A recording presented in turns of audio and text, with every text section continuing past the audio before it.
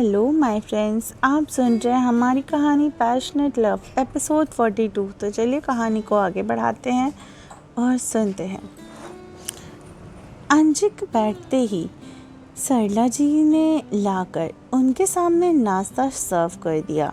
कनक भी एक बाउल को पकड़े बाहर आई और टेबल पर रख देती है। वो चुपके से अंजिक को देखने लगती है। अंजिक बिना उसकी तरफ देखे ही कहता है, तबीयत खराब है, बैठकर नाश्ता करो और मेडिसिन भी टाइम पे ले लिया करो। अंजिक की बात सुनकर सरला जी ने उसे बैठने का इशारा किया। कनक बैठकर नाश्ता करने लगी। दोनों एक दूसरे के सामने ही बैठे थे। अभी कनक अंजिक को देखने की हिम्मत भी नहीं कर सकती थी। वहीं अंजिक दीवानों की तरह कनक को ही देख रहा था। सरला जी वहाँ बस चुपचाप खड़ी थी। अंजिक ने उनकी तरफ देखा और आप अपना काम कर सकती हैं, मुझे कुछ चाहिए होगा तो मैं बोल दूंगा। अंजिक की बात सुनकर सरला जी मुस्कुराई और फिर वो वहाँ से चली जाती हैं। अब वहाँ पर बस अंजिक और कनक ही थे। कनक को थोड़ा अजीब सा लगा। वो सर नीचे किए हुए ही पूरी के छोटे छोटे से टुकड़े अपने मुंह में ले रही थी। अंजिक कुछ देर तक तो उसे यूं ही देखता रहा, फिर सर नीचे करके कहता है, खाना अच्छा नहीं बना है क्या? कनक असमंजस में अंजिक को देखने लगी। अंजिक बिना उसकी तरफ देखे, ऐसे क्यों खा रही हो, अच्छे से खाओ। कनक अभी भी उसे ही देख रही थी। अंजिक एक निवाला खाकर बोलता है, अब मुझे देखना हो गया हो तो खाने पर ध्यान दो, नहीं तो ठंडा हो जाएगा। कनक अपने मन में, इन्हें कैसे पता चल जाता है कि मैं क्या कर रही हूँ, ये तो मेरी तरफ देख भी नहीं रहे। कनक ये सब अंजिक के चेहरे को देखकर ही सोच रही थी। तभी अंजिक अचानक से अपनी नज़रें ऊपर करके कनक को देखने लगा। अंजिक कनक की आंखों में शिद्दत से देखते हुए, तुम क्या कर रही हो, क्या सोच रही हो, ये मैं तुम्हें बिना देखे भी बता सकता हूँ। अंजिक ने ऐसे एकटक देखने पर कनक हड़बड़ा गई। उसने अपना सिर जल्दी से नीचे कर दिया और आराम से नाश्ता करने लगी। अंजिक ने दूसरे बाउल में देखा जहां गाजर का हलवा था। ये देखकर उसके चेहरे पर मुस्कान आ गई। अंजिक ने जैसे ही उसे टेस्ट किया, उसके दिमाग में दादी की कही हुई बात याद आने लगी, अब तो तेरे लिए ऐसी लड़की ढूंढूंगी जो मेरे जैसे हलवा बना सके। अंजिक की मुस्कान और गहरी हो गई। कनक के हाथ के बने गाजर के हलवे में वही स्वाद था जैसे कि दादी के हाथों का। अंजिक ने और खाया। वैसे भी बचपन से ही उसकी फेवरेट डिश में से ये भी एक था। दोनों ने ब्रेकफास्ट किया। अंजिक फिर बिना कनक की तरफ देखे, खाना बनाने की ज़रूरत नहीं है और तुम आराम करो, जब तक बुखार ठीक ना हो जाता तुम मुझे किचन में काम करती हुई नहीं दिखनी चाहिए। इतना बोलकर वो विला के बैक साइड पे चला गया। अब अंजिक कुछ दिनों तक घर में ही काम करने वाला था।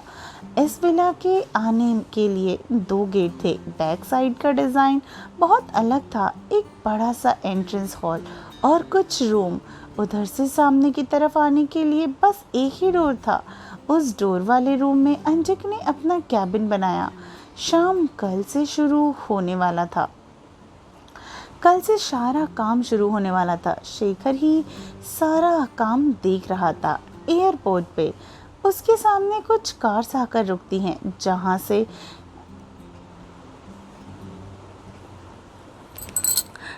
से रणविजय अपने गार्ड्स के साथ ही बाहर आया। आज शनाया आने वाली थी। कुछ देर के बाद ही रणविजय को अपने सामने एक लड़की दिखाई देती है। दूर से देखकर ही रणविजय के चेहरे पर एक गहरी मुस्कान आ गई। शनाया, जिसने न्यूड कलर का क्रॉप टॉप और उसके ऊपर black jacket, black jeans. Shanaya के साथ उसके क्रू मेंबर्स भी थे। सबने रणविजय को ग्रीट किया। रणविजय ने भी सबकी ग्रीट का जवाब दिया। फिर शनाया के हाथ से बैग लेकर उसे गार्ड्स को दे दिया। दोनों जाकर कार में बैठ गए और वहां से निकल गए।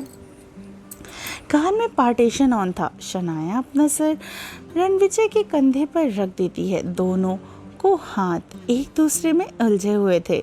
रणविजय, दादी चाहती हैं कि हम दोनों जल्द से जल्द एंगेजमेंट कर लें।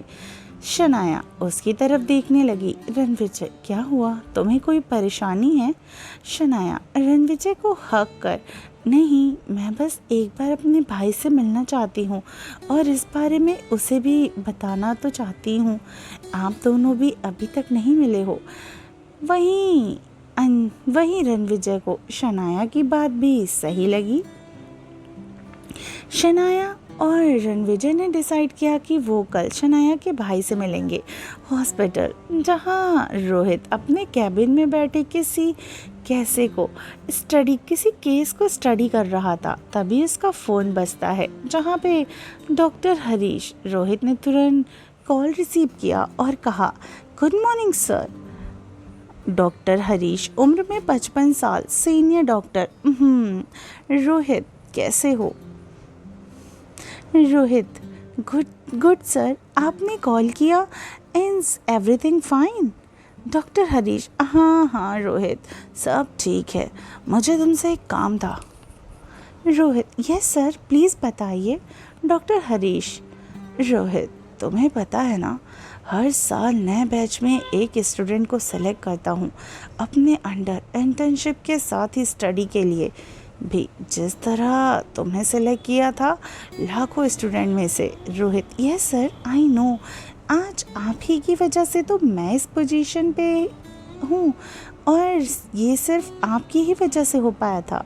डॉक्टर हरीश, हाँ, मैंने तो बस तुम्हें रास्ता दिखाया, उस रास्ते पे कैसे चलना था ये तुमने तय किया और अकेले चले थे भी तुम। रोहित, सर, अगर राह बताने वाले सही मिल जाए तो मुश्किल आसान हो जाती है, जो आपने मेरे लिए किया। रोहित को डॉक्टर हरीश की बात याद आई, उन्होंने क्यों ने कॉल किया था। रोहित, सर, आप कुछ कह रहे थे ना, कुछ काम था क्या आपको? डॉक्टर हरीश, अरे हाँ, मैं तो भूल ही गया, देखो अब बुढ़ापा आने लगा है ना मुझे। रोहित, मैंने तुम्हारी काबिलियत को देख तुम्हें चुना है, इस तरह इस बार भी मैंने एक स्टूडेंट को चुना है। रोहित ध्यान से उनकी बातें सुन रहा था। डॉक्टर हरीश आगे बोले, मैं चाहता हूँ कि वो स्टूडेंट तुम्हारे अंदर इंटर्नशिप करे। डॉक्टर हरीश की बात सुनकर रोहित हैरान हो गया। रोहित, सर, पर मैं कैसे? आपको पता है ना, मुझे ये सब पसंद नहीं और शायद मैं उस स्टूडेंट को अच्छे से गाइड ना कर सकूं। डॉक्टर हरीश, रोहित, तुम्हें हमारे भरोसे पर शक है क्या? रोहित, ऐसा नहीं है सर, पर डॉक्टर हरीश, मैंने तुम्हें ये कभी नहीं कहा, पर इस बार कह रहा हूँ क्योंकि ये न्यू स्टूडेंट बिल्कुल तुम्हारी ही तरह है। तुम्हें यकीन नहीं होगा, तुम्हारी और उसके जवाब पूरी तरीके से एक है।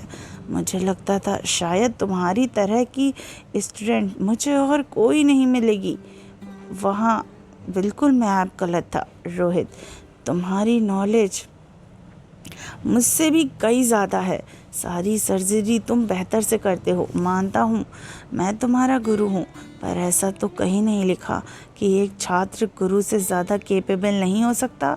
मैं अपने लेवल पे बेस्ट हूँ और तुम अपने लेवल पे कहीं आगे। एक फ्यूचर नोबलेजियर डॉक्टर जिसे तुम उसके ट्यूटर के रूप में मिल गए तो वो और आगे बढ़ सकती है। रोहित कुछ देर तक चुप रहा। एक वक्त था जब वो भी इसी स्थिति में था, बचपन से ही एक डॉक्टर बनना चाहता था रोहित, पर उसके पापा इस बात के लिए कभी नहीं माने थे। उनका कहना था कि रोहित उनका बिजनेस संभालेगा, पर रोहित को तो उसमें बिल्कुल इंटरेस्ट ही नहीं था। रोहित ने कुछ देर सोचा और फिर डॉक्टर हरीश को हाँ बोल दिया। डॉक्टर हरीश खुश हो गए, उन्होंने रोहित से कुछ और बातें की और फिर दोनों ने कॉल कट कर दिया। रोहित की फैमिली के बारे में कुछ टाइम बाद जानेंगे। अंजिक का पर्सनल विला। अंजिक इस वक्त रूम में था और वहीं कनक अभी तक ठीक से सो चुकी थी। कुछ दवाइयों का असर था तो कुछ अंजिक का। कनक इस वक्त पेंटिंग रूम में थी, जहां वो कैनवास पे इस वक्त एक पेंटिंग कर रही थी। उसका पूरा ध्यान पेंटिंग पर ही था। कुछ वक्त बाद अंजिक नीचे आया और उसका ध्यान भी उसी पेंटिंग रूम में गया। अंजिक के कदम खुद ब खुद उसकी तरफ ही बढ़ गए। कनक इस वक्त ब्रश से आंखें बना रही थी, गहरी काली आंखें जिनमें बहुत सारे इमोशंस दिखाई दे रहे थे। आप जैसे चाहो पेंटिंग उसी तरह ही लग रही थी। अंजिक के रूम में आया और अपने धीमे कदमों के साथ जाकर कनक के पीछे खड़ा हो गया।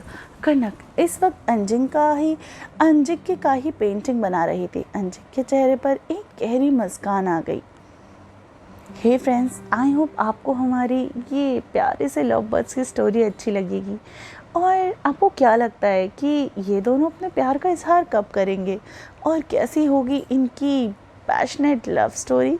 बहुत जल्दी मिलते हैं कहानी के अगले एपिसोड में। तब तक मुझे ज़रूर बताइएगा कि आपको ये कहानी कैसी लगी, और कहानी पसंद आती है तो चैनल को लाइक, सब्सक्राइब और शेयर करना बिल्कुल भी मत भूलिएगा। तो चलिए मिलते हैं कहानी के अगले एपिसोड में। आप सुन रहे हैं पैशनेट लव, मैं हूँ जान और ये है टेनी FM।